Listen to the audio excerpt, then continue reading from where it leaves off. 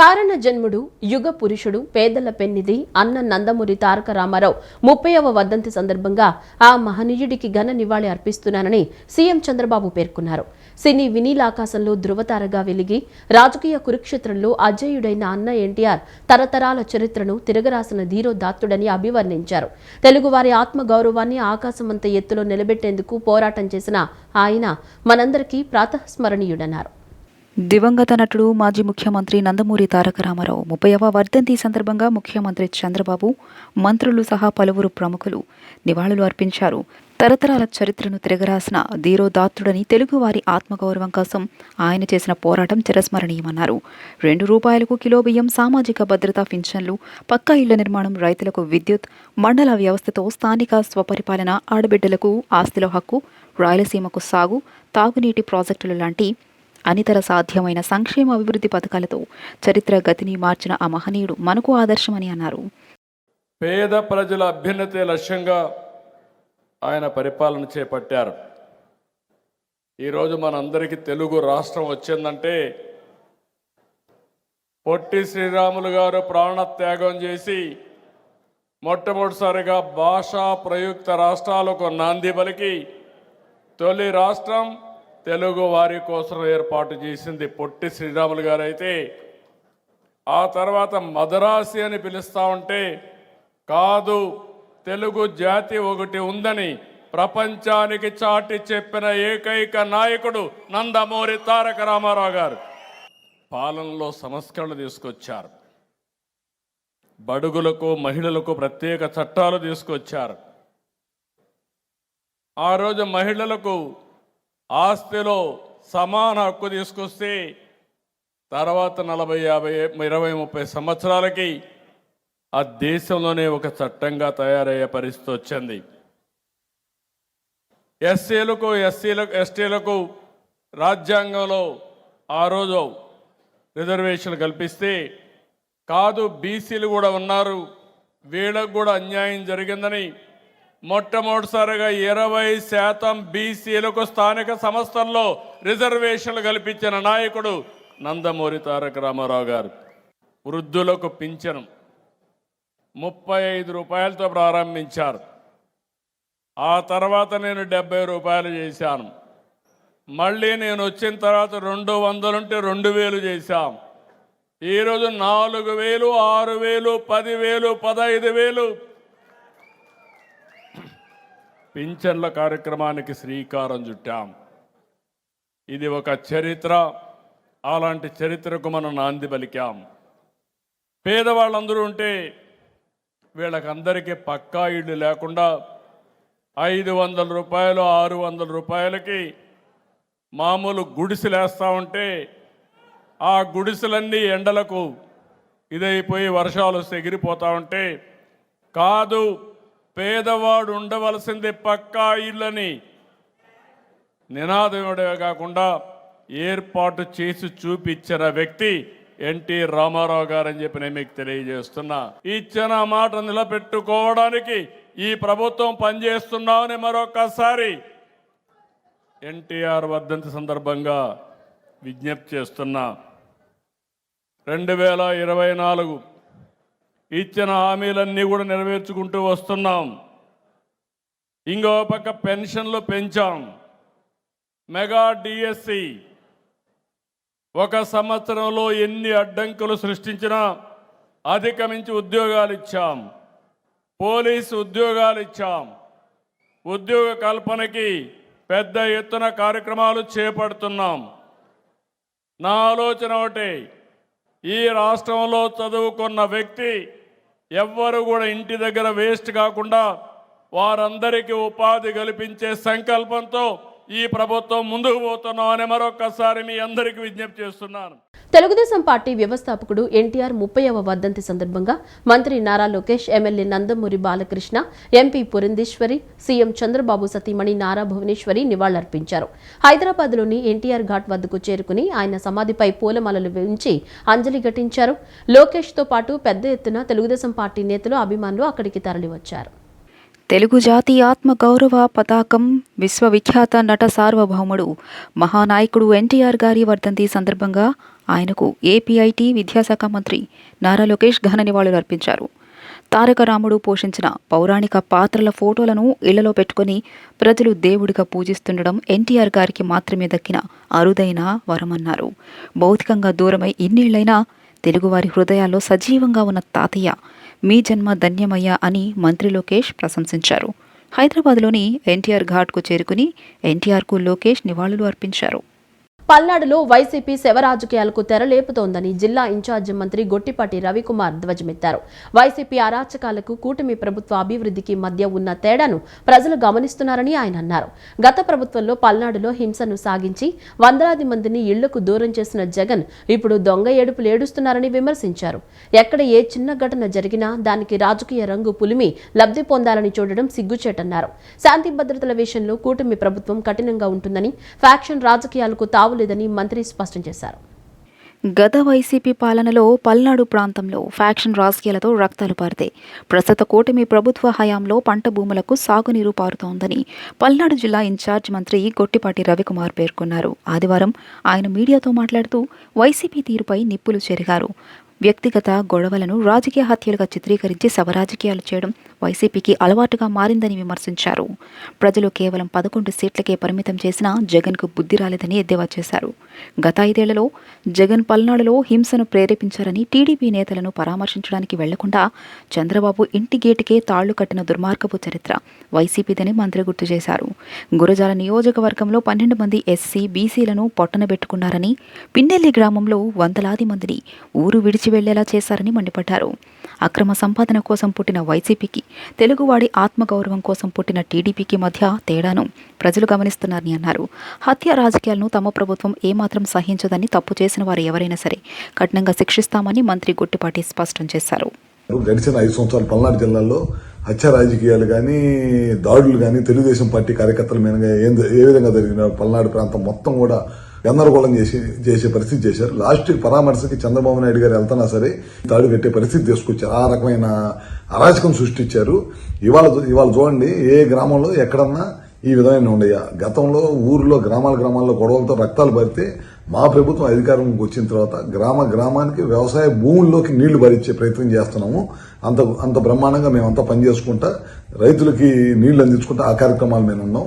చిన్న సంఘటన కూడా మా పార్టీకి బుయ్యాలని ఉన్నారు. మీరు చూస్తే ఒకసారి వాస్తవాల్లోకి వెళ్తే పల్నాడులో పోయినసారి గవర్నమెంట్ లో ఒక్క ఎరపతినేని గారి కాన్స్టిట్యున్సీలోనే దాదాపు 300 మందిని ఒక గ్రామంలో మాచవరం గ్రామం, పిన్నెల మాచవరం మండలం పిన్నెల గ్రామంలో ఒకే 300 మందిని అసలు ఆ ఊర్లో నుంచి పారిపోయారు. వీళ్ళ దెబ్బకి పొలాలన్నీ బీడు పెట్టుకున్నారు, ఇళ్లన్నీ వదిలేసి వెళ్ళిపోయారు. ఎక్కడో కూలికి నాలికి రైతులుగా ఉండే ఊర్లో వాళ్ళందరూ కూడా కూలి నాలికి వెళ్లి పనిచేసుకోవాల్సిన పరిస్థితి ఉంది. దాదాపు అదే ఒక్క కాన్స్టిట్యున్సీ లో 12 మందిని చంపేశారు. అందుట్లో 2 ఎస్సీలు ఉన్నారు. మన చంద్ర గారు బీసీ, ఆయన కుటుంబాన్ని రోడ్డు మీద తెలుగుదేశం పార్టీ కార్యకర్తని తెలిసి కూడా కిరాతకం చంపేశారు. అదే కాకుండా అక్రమ మైనింగ్ చేశారు. విపరీతంగా చేసేసి ఆ గుంటలు ఉంటే ఆ గుంటల్లో కూడా పిల్లలు చనిపోయి 7-8 మంది పిల్లలు చనిపోయినా సరే ఎవరు కూడా పట్టించుకోలేదు.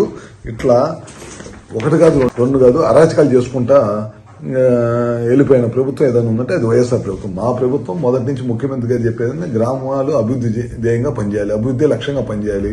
అందరూ పొద్దున రైతులనక కష్టపడి వ్యవసాయ కుటుంబాల నుంచి వచ్చిన రాష్ట్రం మంది అందరూ కూడా కష్టపడి పని చేసుకుంటున్నారు. వాళ్ళ పిల్లల్ని కష్టపడి చదివించుకుంటున్నారు. వాళ్ళకి ఉద్యోగాలు కల్పించాలి అనే ధ్యేయంతో ఈ ప్రభుత్వం పనిచేస్తుంది. కానీ ఇప్పటికి కూడా ప్రజల బుద్ధి చెప్పి 11 సీట్లు వచ్చినా సరే వాళ్ళకైతే బుద్ధి రాలేదు. ఇంకా తరాలు మారినా, యుగాలు మారినా ప్రజల గుండెల్లో చిరస్థాయిగా నిలిచిపోయే వ్యక్తి అన్న నందమూరి తారక రామారావు అని పెనమలూరు నియోజకవర్గం ఎమ్మెల్యే బోడే ప్రసాద్ అన్నారు. ఎన్టీఆర్ భౌతికంగా దూరమై 30 ఏళ్లైనా ప్రజల గుండెల్లో జీవించే ఉన్నారన్నారు. ఎన్టీఆర్ జీవితం ఒక చరిత్ర అని, అన్ని తరాల వారికి స్ఫూర్తి ప్రదాత అని కొనియాడారు.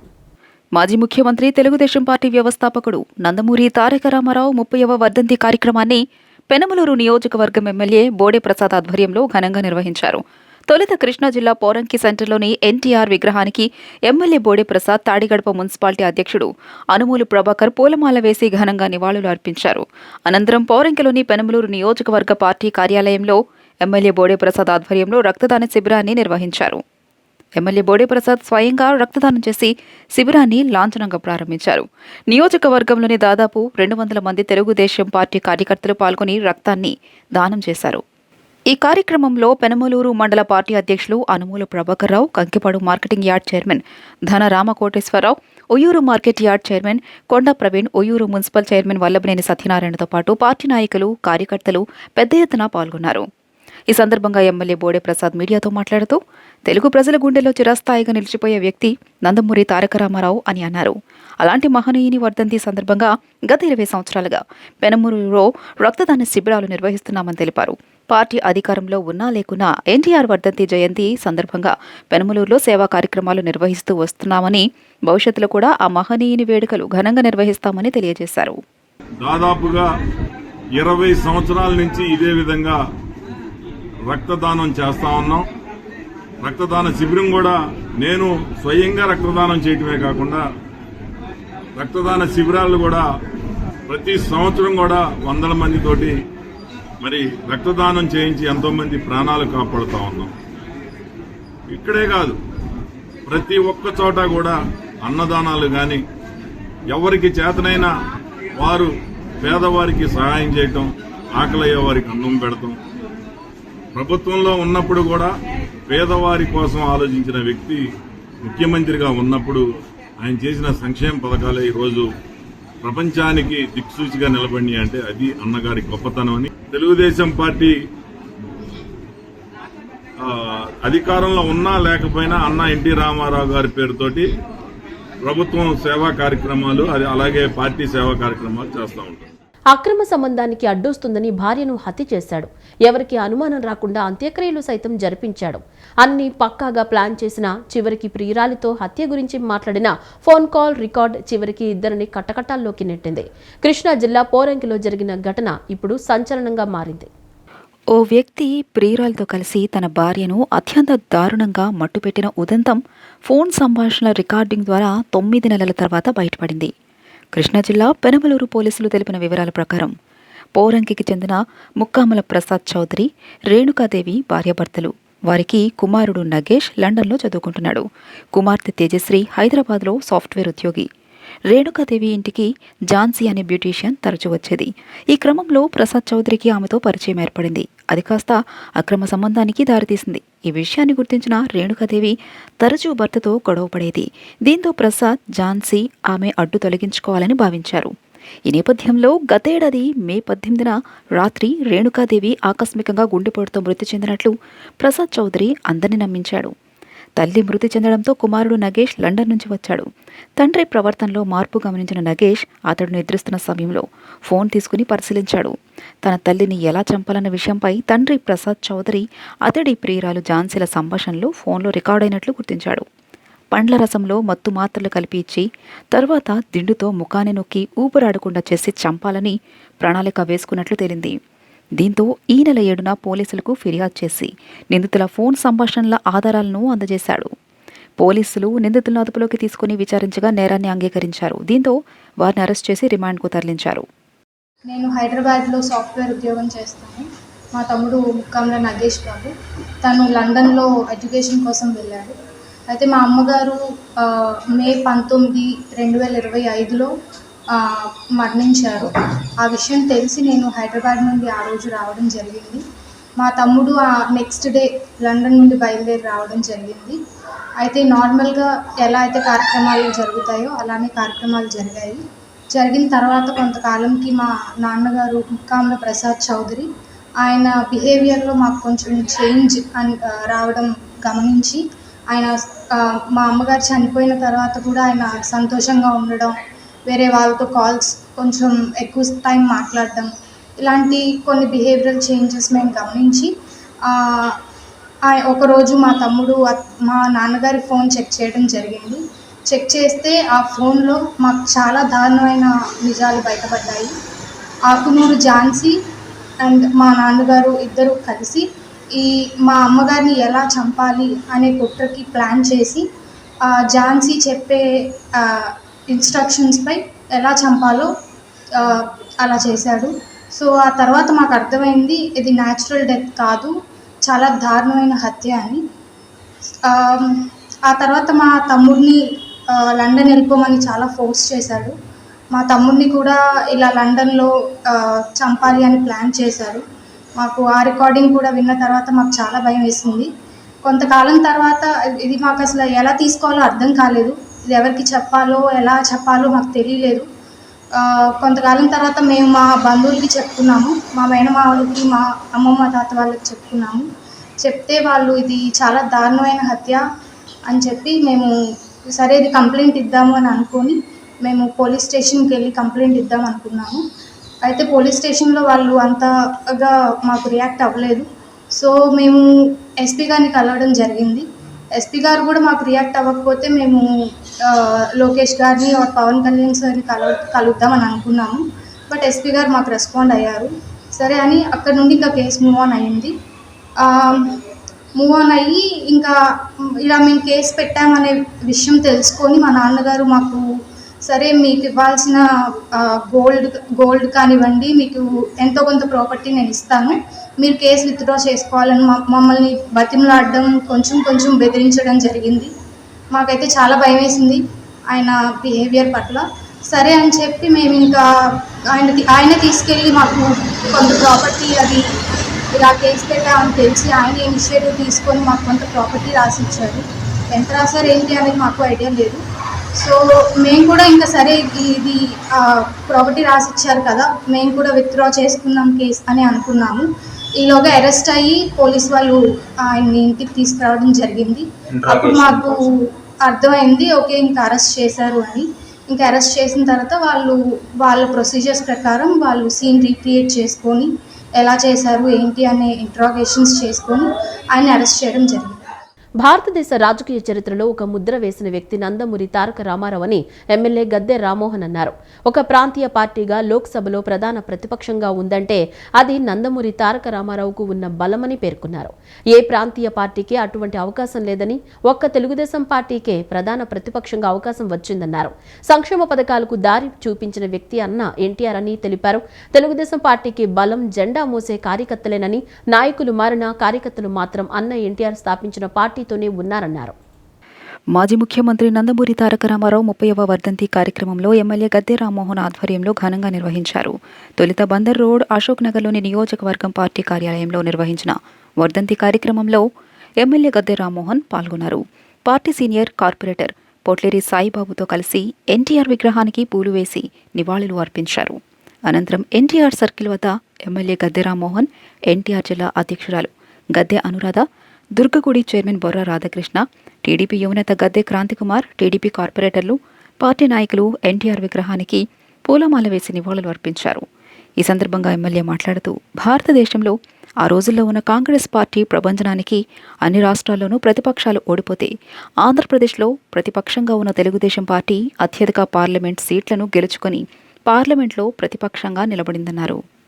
భారతదేశంలో ఉన్న రాష్ట్రాల్లో 2 పర్యాయాలు కనీసం ప్రతిపక్ష హోదా రాకుండా గెలుపొందిన సందర్భం 1994లో ఎన్టీఆర్ నాయకత్వంలో, మళ్లీ 2024లో నారా చంద్రబాబు నాయకత్వంలో అని అన్నారు.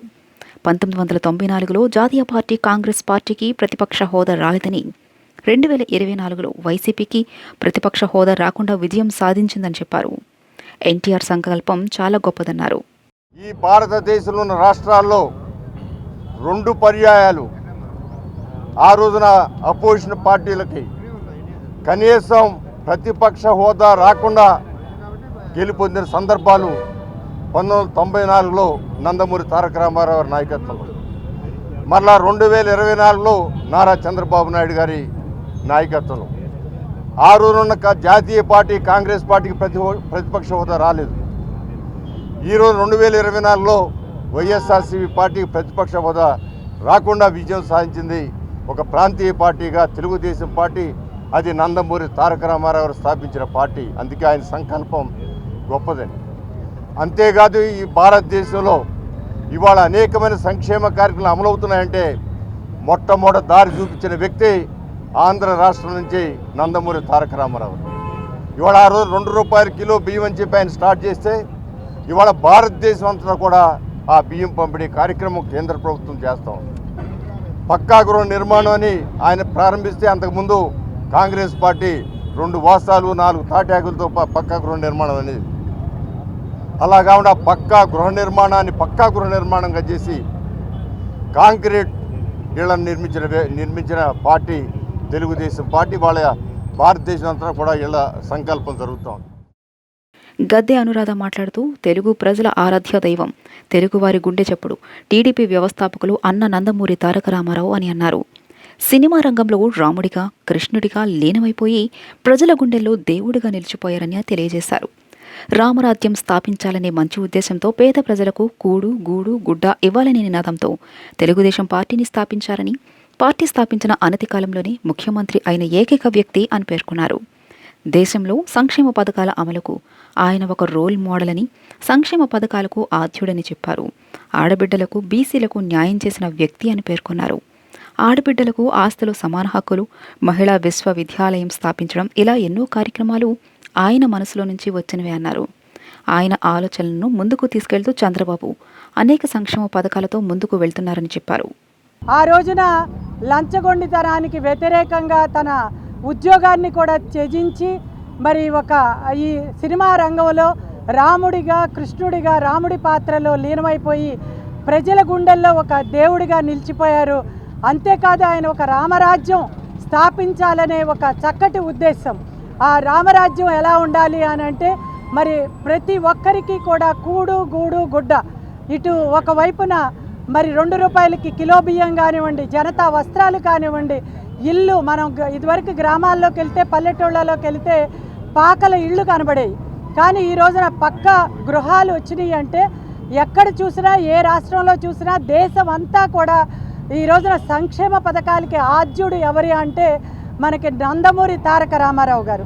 మరి ఆ రకంగా ఆడబిడ్డలకి, బీసీలకి అందరికీ కూడా న్యాయం చేసిన వ్యక్తిగా, ముఖ్యంగా మహిళలకి ఆస్తిలో సమాన హక్కులు ఇవ్వడమే కానివ్వండి, యూనివర్సిటీని స్థాపించడమే కానివ్వండి, ఈ రకంగా ఎన్నో కార్యక్రమాలు ఆయన మనసులో నుంచి వచ్చి ఆ తారక రాముడు మరి రాముడిగా నిలిచిపోయారు. తెలుగువారి ఆత్మ గౌరవ ప్రతీక మాజీ ముఖ్యమంత్రి నందమూరి తారక రామారావు అని మాజీ మంత్రి దేవినేని ఉమామహేశ్వరరావు అన్నారు.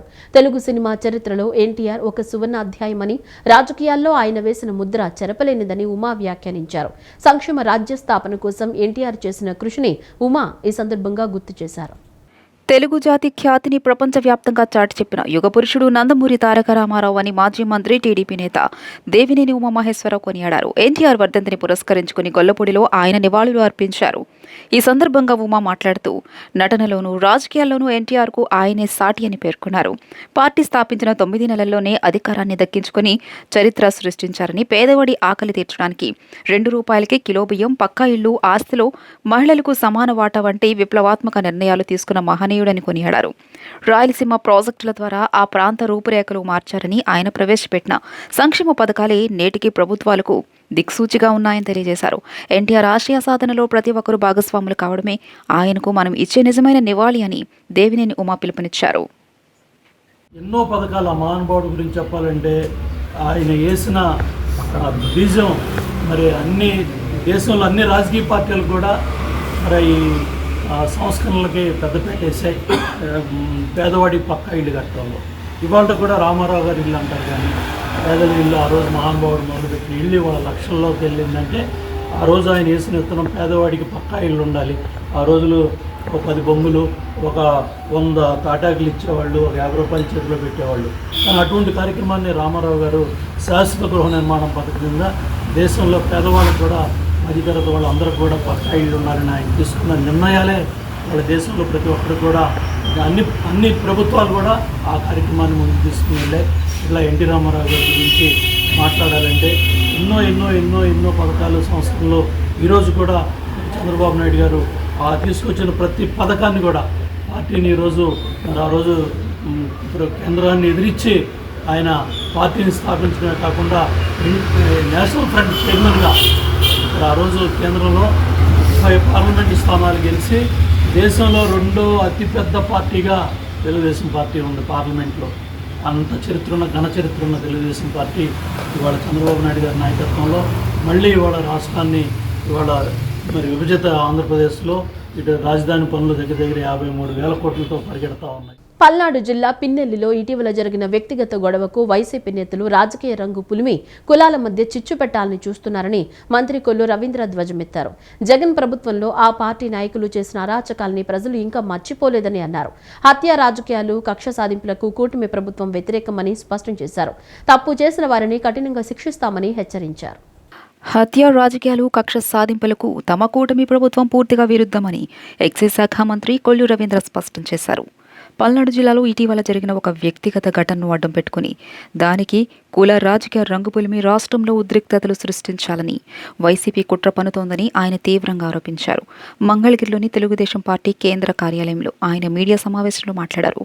పల్నాడులో చోటు చేసుకున్నది పూర్తిగా వ్యక్తిగత గొడవేనని, దానిని ఆసరాగా చేసుకుని కులాల మధ్య చిచ్చు పెట్టేందుకు వైసీపీ ప్రయత్నించడం దురదృష్టకరమని మంత్రి విమర్శించారు. గత వైసీపీ పాలనలో పల్నాడు ప్రాంతంలో గ్రామాలపై దాడులు, ప్రజలను ఊళ్ళ నుంచి తరివేయడం, బీసీలు, బలహీన వర్గాలపై జరిగిన అఘాయిత్యాలను ప్రజలు ఇంకా మర్చిపోలేదు. మాచర్లలో పిన్నెల్లి సోదరుల అరాచకాలు, వారి దౌర్జన్యాలు ఆనాటి హింసకు నిదర్శనం. ఆ దారుణాలన్నీ మర్చిపోయారని వైసీపీ నేతలు అనుకుంటే అది వారి భ్రమే అని రవీంద్ర వ్యాఖ్యానించారు. వ్యక్తిగత కక్షలను తీసుకొచ్చి రాజకీయం చేయాలనే ఒక దుర్మార్గమైనటువంటి ఆలోచన వైసీపీ చేయటం నిజంగా చాలా దురదృష్టకరం. మేము ఎప్పుడు కూడా ఈ రాష్ట్రంలో తెలుగుదేశం ఆవిర్భావం నుంచి చూసుకున్నట్టయితే శాంతి భద్రతల విషయంలో, పోలీసులు వ్యవహరించాల్సిన విషయంలో చాలా కఠినంగా ప్రభుత్వం ఎప్పుడు కూడా గౌరవ ముఖ్యమంత్రి చంద్రబాబు నాయుడు గారు కానీ, ఎన్టీ రామారావు గారు కానీ ఎవరైతే కుట్రదారులు ఉన్నారో అణిచివేసినటువంటి సందర్భాలు ఉన్నాయి. కానీ పల్నాడులో జరిగినటువంటి ఒక వ్యక్తిగతమైనటువంటి ఎవరైతే సల్మాన్ అనే అతను ఉన్నాడో వైసీపీ నాయకుడు, ఈ సాల్మాన్ అనే వ్యక్తి ఒక రౌడీ షీటర్. దాదాపు సంవత్సరం నుంచి గ్రామానికి దూరంగా ఉండి మొన్న 10వ తారీఖున గ్రామంలోకి రావడం, వచ్చిన వెంటనే అక్కడ ఎవరైతే పేతురు, అతను కూడా మాల సామాజిక వర్గానికి చెందినటువంటి పేతుర్ని గొడవ పడతాం, మొట్టమొదటి సాల్మానే పేతురు మీద దాడి చేయటం, పేతురు తిరిగి అతని మీద తల మీద గాయం చేయటం, హాస్పిటల్లో అడ్మిట్ అయ్యి ఆ గొడవలో అతను చనిపోవడం జరిగింది. చనిపోయినటువంటి వ్యక్తిని అంత్యక్రియల్లో పాల్గొంటామని చెప్పి, అంటే అక్కడ కక్షలో కార్పణ్యాలని రెచ్చగొట్టే కార్యక్రమానికి వైసీపీ నాయకులు పూనుకోవడం గతంలో చూసాం. ఇదే పల్నాడులో వైఎస్ఆర్ పార్టీ అధికారంలో ఉన్నప్పుడు జగన్మోహన్ రెడ్డి గారు 2019 నుంచి గ్రామాల్ని దాడులు చేయించారు, ఆడబిడ్డల మీద మానభంగాలు చేయించారు, గ్రామాల నుంచి రాకుండా గోడలు కట్టినటువంటి సందర్భాలు కూడా మనం చూసాం. ఇవాళ అటువంటి ఆ గ్రామాల్లో చాలా ప్రశాంతత వాతావరణం ఉంటే మళ్ళీ కక్షలో రెచ్చగొట్టే కార్యక్రమానికి వైసీపీ నాయకులు దిగటం. రాష్ట్రంలోని వివిధ ఇరిగేషన్ ప్రాజెక్టుల నిర్మాణాన్ని ప్రాధాన్యతల వారీగా చేపట్టాలని ముఖ్యమంత్రి నారా చంద్రబాబు నాయుడు ఆదేశించారు. గత ఏడాది హంద్రీ నీవా కాల్వ వెడల్పు పనులకు గడువు నిర్దేశించుకుని పూర్తి చేశామని, అలాగే పోలవరం ప్రాజెక్టు పనులను పరుగులు పెట్టించామని గుర్తు చేశారు. అదే తరహాలో 2026 ఏడాదిలో వెలిగొండ, ఉత్తరాంధ్ర ప్రాజెక్టుల నిర్మాణ పనులకు పూర్తి చేయాలని సీఎం స్పష్టం చేశారు. రాష్ట్రంలోని సాగునీటి ప్రాజెక్టుల నిర్మాణాన్ని ప్రాధాన్యత క్రమంలో పూర్తి చేయాలని ముఖ్యమంత్రి నారా చంద్రబాబు నాయుడు అధికారులను ఆదేశించారు. శనివారం అమరావతిలోని క్యాంపు కార్యాలయంలో వివిధ శాఖల మంత్రులు, ఉన్నతాధికారులతో నిర్వహించిన సమీక్షలో ఆయన కీలక నిర్ణయాలు తీసుకున్నారు. 2026 నాటికి వెలుగొండ, ఉత్తరాంధ్ర, సుజల స్రవంతి ప్రాజెక్టులను పూర్తి చేయడమే లక్ష్యంగా పెట్టుకోవాలని స్పష్టం చేశారు. కేంద్ర ప్రభుత్వం పూర్వోదయ స్కీమ్ కింద అందించే 40,000 కోట్ల రూపాయల నిధులను సమర్థవంతంగా వినియోగించుకోవాలని, రాయలసీమతో పాటు ప్రకాశం జిల్లా అభివృద్ధిపై ప్రత్యేక దృష్టి సారించాలని సూచించారు. ముఖ్యంగా పీపీపీ పద్ధతిలో సుమారు 290 ప్రాజెక్టులను మొదటి విడతలో చేపట్టేలా ప్రణాళికలు సిద్ధం చేయాలని ఆదేశించారు. తెలంగాణతో చర్చించి నల్లమల సాగర్ ప్రాజెక్టు పనులను ముందుకు తీసుకెళ్తామని, వరద జలాలను వృధా చేయకుండా వినియోగించుకోవడమే తమ ఉద్దేశమని ముఖ్యమంత్రి తెలియజేశారు. దావోస్ పర్యటనకు వెళ్లే ముందు ఈ సమీక్ష నిర్వహించిన సీఎం పర్యటన ముగించుకుని తిరిగి రాగానే అన్ని పథకాల అమలుపై సమగ్ర నివేదికలు సమర్పించాలని అధికారులను ఆదేశించారు. తెలుగు తేజాన్ని, తెలుగు ప్రజల ఔన్నత్యాన్ని ప్రపంచ నలుమూలలా వ్యాపింపచేసిన మహామనిషి నందమూరి తారక రామారావు అని ఉడా మాజీ చైర్మన్ తూమాటి ప్రేమనాథ్, రాష్ట్ర పార్టీ కార్యనిర్వాహక కార్యదర్శి లుక్కా సాయిరాం ప్రసాద్ గౌడ్ అన్నారు. ఆంధ్రప్రదేశ్లో సరికొత్త రాజకీయ చైతన్యానికి తెరలేపిన ఘనత నందమూరి తారక రామారావుదేనని కొనియాడారు. ఎన్టీఆర్ తెలుగువారి ఆత్మగౌరవం కాపాడడం కోసం, బడుగు బలహీన వర్గాల జీవన విధానం మెరుగుపరచడం కోసం తెలుగుదేశం పార్టీని స్థాపించారన్నారు. తెలుగుదేశం పార్టీ వ్యవస్థాపకులు, మాజీ ముఖ్యమంత్రి, విశ్వవిఖ్యాత నట సార్వభౌమ అన్న నందమూరి తారక రామారావు 30వ వర్ధంతి కార్యక్రమం ఆటోనగర్లోని జిల్లా పార్టీ కార్యాలయంలో ఘనంగా నిర్వహించారు. ముందుగా నందమూరి తారక రామారావు విగ్రహానికి ఉడా మాజీ చైర్మన్ తూమాటి ప్రేమ్నాథ్, రాష్ట్ర పార్టీ కార్యనిర్వాహక కార్యదర్శి లుక్కా సాయిరాం ప్రసాద్ గౌడ్, రాష్ట్ర పార్టీ కార్యదర్శి గన్నె ప్రసాదులు పూలమాల వేసి ఘనంగా నివాళులు అర్పించారు. ఈ సందర్భంగా వారు మాట్లాడుతూ అన్న నందమూరి తారక రామారావు ప్రవేశపెట్టిన కిలో ₹2 బియ్యం, ఆస్తిలో మహిళలకు సమాన హక్కు, పటేల్ పట్వారీ వ్యవస్థను రద్దు, కార్మికులకు పక్కా గృహాలు, బడుగు బలహీన వర్గాల అభివృద్ధికి ప్రవేశపెట్టిన సంక్షేమ పథకాలను ఇప్పటికీ ప్రజలు మర్చిపోలేరని అన్నారు. పథకాల రూపంలో ప్రజల మదిలో అన్న ఎన్టీఆర్ చిరస్థాయిగా నిలిచిపోతారన్నారు. తెలుగుదేశం పార్టీ స్థాపించిన 9 నెలల్లోనే అధికారం చేపట్టి రికార్డు సృష్టించిన మహానాయకుడు నందమూరి తారక రామారావు అని చెప్పారు. అన్న నందమూరి తారక రామారావు బడుగు బలహీన వర్గాల వారు రాజకీయంగా ఎదగడానికి ఎన్నో గొప్ప గొప్ప అవకాశాలు కల్పించారని తెలిపారు. అందరి ఆరాధ్య దైవం, ప్రాతస్మరణీయుడు, మరి తెలుగు జాతికి ఒక ఆత్మగౌరవం నినాదంతో మరి ఒక కొత్త ఒరవడితో రాజకీయాల్లోనే ఆ రోజుకున్నటువంటి భారతదేశ రాజకీయాల్లో ఒక చరిత్ర సృష్టించినటువంటి మా అందరి దేవుడు, తెలుగువారి దేవుడు అన్న నందమూరి తారక రామారావు గారి 30వ వర్ధంతి సందర్భంగా మరి ఏదైనా కూడా ఆయన చేసిన గొప్ప పనులు ఏ అయితే ఉన్నాయో ఆ పనుల ద్వారా జాతస్య మరణం ధ్రువం అంటారు. మరి పుట్టిన ప్రతివాడు కూడా మరణించక తప్పదు. కానీ మరణించినా కూడా బతికే ఉండే వ్యక్తి జనాల హృదయాల్లో తెలుగు జాతి ఉన్నంత వరకు తెలుగువారి అందరి గుండెల్లో ఆయన ఎప్పుడూ కూడా చిరంజీవిగానే ఉంటారని చెప్పేసి ఈ సందర్భంగా తెలియజేసుకుంటూ మరి ఎన్నో సంస్కరణలు మరి సామాజికంగా కానీ ఆర్థికంగా కానీ నా జాతి బాగుండాలి, తెలుగు జాతి అందరూ కూడా సుభిక్షంగా ఉండాలి, సుసంపన్నంగా ఉండాలని ఆ రోజు ఉన్నటువంటి ఉమ్మడి రాష్ట్రంలో మరి ఇవాళ తెలంగాణలో అవనండి, ఆంధ్రప్రదేశ్లో కానివ్వండి సంక్షేమ కార్యక్రమాల్లో మరి దేశంలోనే కాదు ప్రపంచంలో కూడా ఎక్కడా లేని విధంగా సంక్షేమ కార్యక్రమాలు పేదలకు అందుతున్నాయి అంటే అది కేవలం ఆంధ్రప్రదేశ్లో అన్న ఎన్టీ రామారావు గారికి ప్రతి సంక్షేమ పథకం వెనకమాల కూడా ఆయన గుర్తుంటుంది. స్వర్ణయుగం అని ఎందుకన్నాము? ఒక ఇదివరకు మనం అందరం పేద బడుగు బలహీన వర్గాలు ఎక్కడ ఉండేవాళ్ళు? ఆ తాటాకి ఇంటి కూలిపోతా ఉండేవి వర్షాలు కానీ అడిగితే ఏంటి ఇది ఒక అన్యాయం అని చెప్పి తలపెట్టింది కూడా ఆయనే. అంటే సంక్షేమ అభివృద్ధి కార్యక్రమాలు మంచి నిర్వచనం, పూర్తి డెఫినేషన్ చెప్పినటువంటి ఒక మహానాయకుడు. ఆయన మరణం రాష్ట్ర ప్రజలకి దేశ ప్రజలకు తీవ్ర లోటు, పూడ్చలేని లోటు.